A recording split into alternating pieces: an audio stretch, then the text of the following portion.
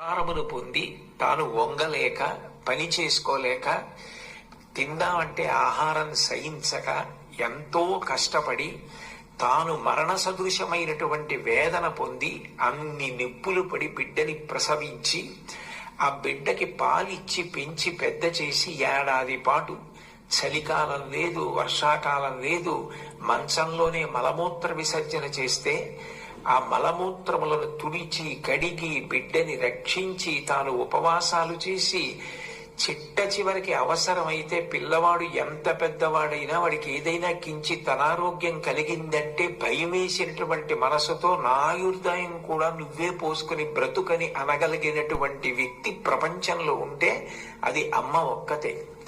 అందుకే అమ్మ లాంటి ప్రాణి లోకంలో లేదు. శాస్త్రాలు కూడా మొట్టమొదటి నమస్కారం ఎవరికి చేయించాయి అంటే మాతృదేవో భవ. మాతృదేవో భవ అంటే భగవంతుడు అమ్మ రూపంలో ఉన్నాడు అని కాదు దాని అర్థం. అమ్మయే భగవంతుడై ఉన్నది. భగవతి అమ్మ, అమ్మ భగవంతుడు రెండు కాదు.